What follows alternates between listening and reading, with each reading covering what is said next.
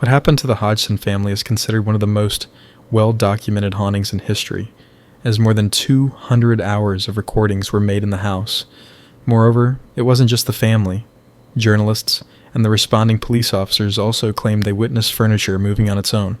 There's even a recording of the girl at the center of the events levitating, and the story goes beyond typical ghost stories. So, that's it for the introduction. Let's dive in. These are they people or are they just voices? Could be spirits, I don't know. Ghosts. When you hear the voice, where does it come from? Where do you feel it comes Back from? of the neck. Back of the neck. Behind us. And do you get the feeling when you hear the voice that there is a person there? Yes. Yeah, Do you think there's anyone there just now? yeah, I do. Why do you think he comes and speaks through you? To annoy us. Poltergeists, or knocking spirits, share common characteristics. They cause unexplained noises, can move objects or even people, and can change the temperature. According to the story, this is what the Hodgson family experienced. Peggy Hodgson, a single mother raising her 4 children, lived in the London borough of Enfield. The 4 siblings were 12-year-old Margaret, 11-year-old Janet, 10-year-old Johnny, and 7-year-old Billy. In the house where they lived, the family noticed strange activities, and later, Ed and Lorraine Warren also became involved in the case. The Enfield case remains one of the most popular cases of paranormal activity to this day. The family's most difficult days began on the evening of August 30th, 1977, which would forever change their lives, but certainly the 18 months during which the events unfolded. The main victim of the events was 11-year-old Janet, who complained about various noises in the house and told her mother that her bed moved under her while she was sleeping. Understandably, her mother ignored it and didn't pay attention to what Janet said, but she couldn't sweep it under the rug for long. The following day, even stranger things happened, and besides the children, the mother also began to experience these weird sounds, knocks, clatters, and furniture moving on its own. One evening, she ran terrified to her neighbor, Vic Nottingham, to ask for help. Vic claims that when the mother knocked on his door, she was visibly terrified. When he went over to the house to look around, he also heard knocking from various places inside the house where no one was present, which frightened him as well. I heard the knocking as I walked in the front door, but I went all over the house, checked it, checked the walls, checked everything. Just couldn't make out what it was, so in the end I thought to myself, well, there's only one thing, I'll call the police. The residents of the house grew increasingly scared as these incidents became regular and more intense. Furniture moving was a daily occurrence.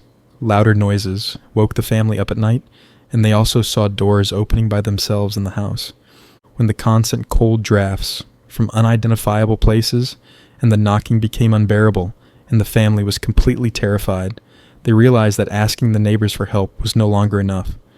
Desperate, they called the police to the house to protect them. At first, the responding officers found nothing in the house, but it didn't take long for a new twist to emerge. In their statements regarding the incident, the police officers who arrived at the house reported moving chairs, and police constable Caroline Heaps signed a statement testifying that she saw an armchair levitate above the floor with her own eyes. It came off the floor, or nearly a half inch, I should say, and I saw it slide off to the right, about 3.5 to 4 feet before it came to rest. I checked to see whether or not it could possibly have slid along the floor. I placed a marble on the floor to see whether or not the marble would go in the same direction as the chair did, and it didn't roll at all. I checked for wires under the cushion of the chair, and I could find no explanation at all. There are a few examples of this. People often report similar phenomena, but it is rare for a person acting in an official capacity to be able to substantiate these phenomena, let alone certify it in writing. Although the events were inexplicable to the police, they couldn't help the family because there was no specific perpetrator or harasser to whom they could link the noises or hold accountable. Since no one had broken the law, the police left the house, leaving the family on their own. The story quickly spread, and the local Daily Mirror called the Society for Psychical Research, a non-profit organization whose goal is to understand phenomena similar to this poltergeist. Many members of the society were skeptical and approached cases objectively, as they received similar reports almost weekly. However, they soon suspected that this case was different from the others. They sent paranormal investigator Maurice Gross, who was a newcomer at the time, to the house to document the case and help the family. He was also there to try to understand what was happening. Maurice soon realized that this was more than just the girl's mischief when a chair moved by itself next to the sleeping girl, and he was also a witness to numerous knocks. He then decided to stay in the house and do everything he could to investigate the phenomenon. They had sound recording equipment and cameras at their disposal. Maurice spent long months with the family, and they made over 200 hours of recordings in the house, which is why the Enfield case is considered the most well-documented paranormal case.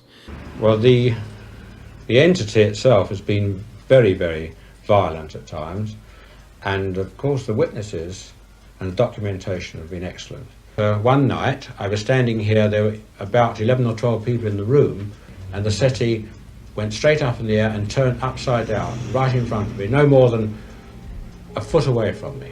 Graham Morris, a photographer for the Daily Mirror then in his 20s, visited the house and also became a regular visitor.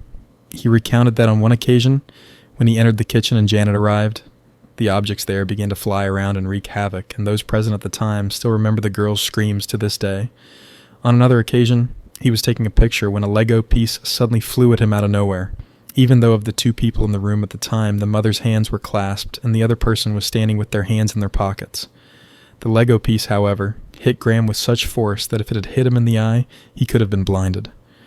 As the days went by, the family and Maurice became more and more exhausted and were able to sleep less and less.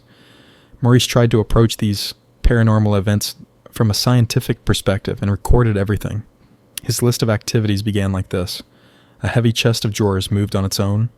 Lego bricks flew across the room from places where no one was standing, and marbles that were hot to the touch appeared in several places.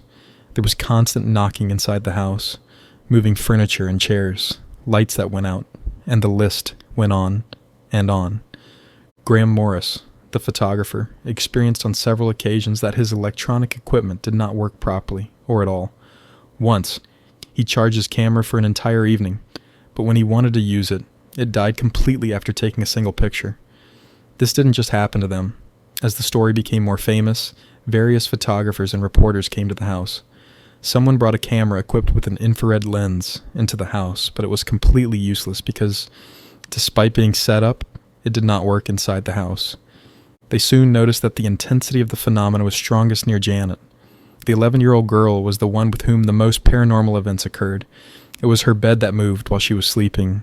Chairs and objects levitated around her, and the sounds they heard were the loudest in her case compared to her siblings. There was even an occasion when something invisible pulled her off the bed. During this time, the siblings were still attending school, and their teachers also experienced strange things around her. Janet was an average girl who was learning 2 languages and was described as a friendly child.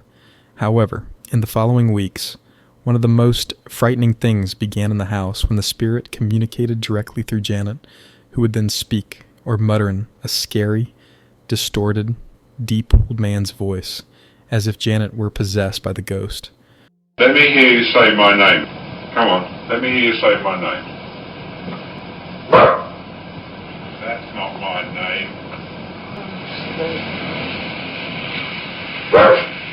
Come on, my name's Morris. Let me hear you say it.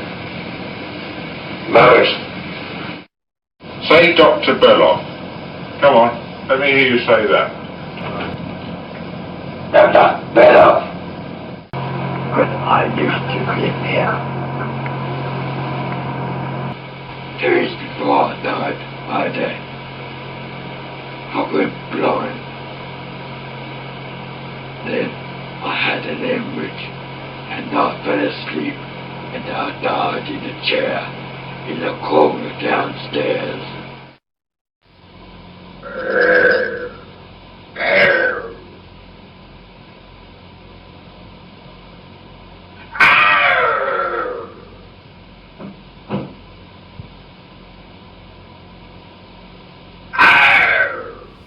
He's down the street.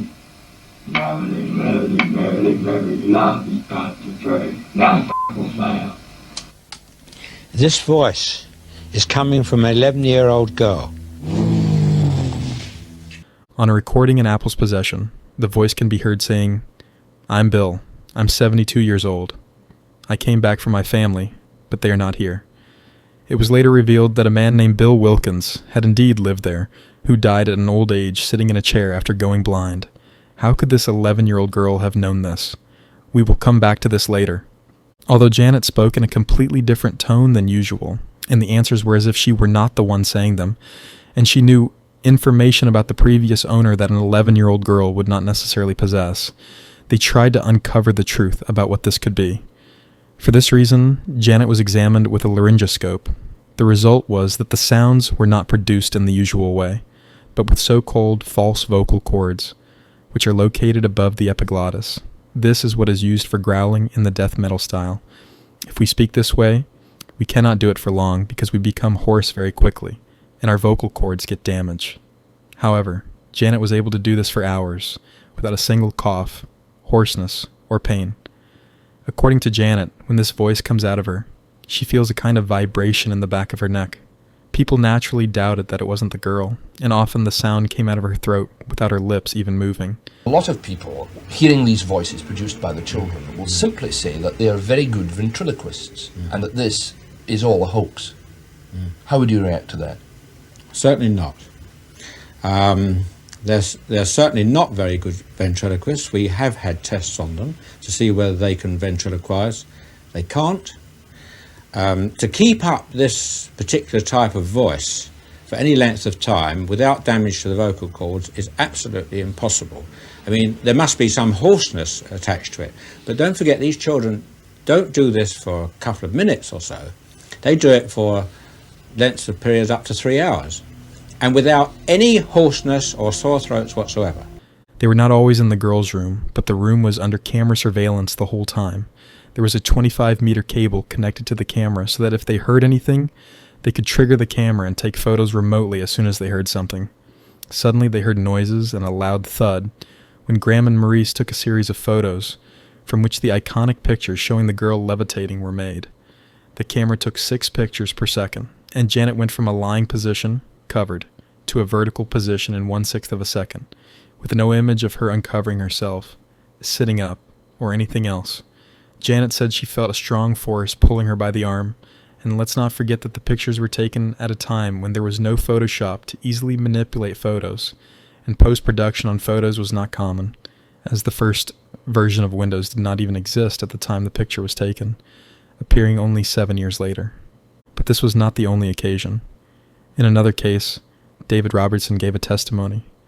After he took Janet up to the bedroom and the girl walked in, the door slammed shut behind her, and screams could be heard. The girl said she was floating in the room. Moreover, she was not the only one who saw this. There was a group of people on the street who were alerted by the shouting, and some of them witnessed Janet floating horizontally, which they could see perfectly through the window. Mrs. Hazel Short, who saw the events from the street outside, also gave a statement about this. She was joined by Mr. John Rainbow, who said that all the windows were closed except for one, where he saw the girl floating. He didn't understand exactly what was happening, but he was afraid the girl would fall out of the window. This is very interesting because it's no longer about the family making something up and trying to convince the world of it. Instead, the authorities who arrived on the scene, complete outsiders, and people walking on the street corroborate the events. As the days went by, something like a panic attack came over Janet, and it took several people to hold her down. Since she couldn't calm down, they called a doctor for her, who gave her not just one, but several tranquilizers in a dose that would have knocked out a horse. The doctor recorded the incident as hysteria, and Janet was left in the room, deeply asleep. Just a few minutes later, they heard a huge noise, and ran back to Janet's room. The girl was awake again, and they found her several feet from her bed, on top of the radio in the chest of drawers. The same girl who, just minutes before, had been deeply asleep under the influence of a huge amount of tranquilizers. Graham took a photo of this as well. Maurice and his team regularly held meetings within the Society for Psychical Research, showing the continuously accumulating photos and audio recordings, but only a small part of the society found the story credible. This began to annoy him, because he believed that these should already be considered conclusive evidence, and such recordings had never been made of similar phenomena before. Therefore, he decided to prove at all costs that what they were experiencing in the house was real. He taped the girl's mouth shut with tape and recorded whether she would still be able to speak in that strange voice. The girl managed to do it. After that, He poured a little water into the girl's mouth and asked her to hold it in and try again, but this time, no sound came out of the girl's mouth. By then, their story was known throughout England, and newspapers reported on it, which turned their house into a revolving door, with experts, writers, and photographers flocking in. Then came Janet's 12th birthday, but that day was not without phenomena either. In the middle of the good mood, the teapot suddenly fell in the kitchen, and then the armchair Janet was sitting in tipped over backward with her in it. They immediately grabbed a microphone and started recording things, and after that, the sofa also tipped over without any visible force, with the two girls sitting on it. By this point, the events had been going on for months, and they decided that the best thing would be to separate Janet from the family, because she was becoming increasingly aggressive. They took her to a children's home run by nuns, and eventually, she was admitted to a psychiatric hospital where they began to treat her on July 26th, 1978, under the care of Dr. Peter Fenwick, who was the head of the neurology department. There, electrodes were placed on Janet's head, and her behavior was observed as they tried to trace back and understand her symptoms and distorted body positions. They ran numerous tests on Janet, examining her brain, and every physiological test they performed showed normal results. She spent 6 weeks there, during which time she became much more balanced and calm. It was clear that being away from her family, or perhaps the house, was good for her. Her mother thought it would be best if Janet did not return to the house because she was afraid the phenomena would continue. After she was released from the hospital, they looked for another children's home for her, or rather they tried, but all of them were full. In the end, they took her home to her family. 18 months had already passed since the first phenomena occurred, but from September 1978, the number of incidents began to decrease. Maurice took the recordings and, after a long time, left the house. A few years later, however, he received a phone call from someone who claimed to recognize the voice and story on the recordings. That person was none other than Bill Wilkins' son. Together with Maurice, they listened to the recording where Bill explains that he went blind before his death and died in a downstairs armchair following a cerebral hemorrhage. Bill's son nodded throughout the recording because, according to him, that's exactly how his father's death happened. While his mother ran out to the store, his father was already dead when she returned. Moreover, the details about the chair in the corner and the blindness were also true. All of this was supported by a certified copy of the death certificate. Bill, who was the voice speaking through Janet, gave a precise description of how and where he died, and the 11-year-old girl reported this perfectly. Even if they had faked this whole thing and somehow managed to fool all those experts, journalists, and half the world for a year and a half, how could she have known what happened to the previous owner of the house? From September 1978, the number of phenomena steadily decreased, and then they completely disappeared and never returned. Janet admitted that on a few occasions, she and her sister were behind the strange knockings because they were curious to see if Maurice and Graham would notice the trick, which of course they did. A poltergeist. It's not haunted. Shut up. Why isn't it haunted? I don't know. However, they deny that they were behind every strange incident, and to this day, they stand by their story that it was real, and not a fabrication. For the rest of his life, Maurice investigated paranormal cases, and although the case was over, he regularly visited the family. This story did not present clear evidence for the existence of ghosts, as the vast majority of the phenomena observed here can be explained scientifically, and the levitation pictures seem more like the girl was just jumping on the bed. But it is also a fact that this is one of the most well-documented cases, and their story is truly peculiar. Although the family was offered another house, they did not move, because they thought the entity would move with them. If they had been after money, they probably would have accepted the new house. Do you think the Enfield case was just about a disturbed teenager trying to cope with a difficult family background and her parents' divorce? Or is there really truth behind the story? The case is undoubtedly one of the best examples of hauntings, due to the vast number of recordings made and the list of testimonies which include civilians, residents, and the responding police officers. Write in the comments what you think about the story, and also, if you've had any strange experiences yourself. If you liked the video, subscribe, and we'll see you in the next one. Well, here I am at this famous house in Enfield, and here you see Margaret and her mother. You remember the day I first came? Yes, I remember, Yeah, Mr. Gross. And you Mr. was on the Gross. case ever since then. Yeah. And you saw everything and took note and explained to us You remember when the reporters and journalists were here? I could see the fear in some of their faces also, and they probably could sense that we was dead scared. I remember one of them came in and he explained to me that I'd got a poltergeist in the house. And I didn't even know what it was. In fact, I don't think any of us. What do you say to people who say to you, with you children playing around, what do you say about that? I say that's a matter of opinion. If you haven't experienced it, you're going to say that. But it did really happen. The welfare of people at the centre of poltergeist activity is very important.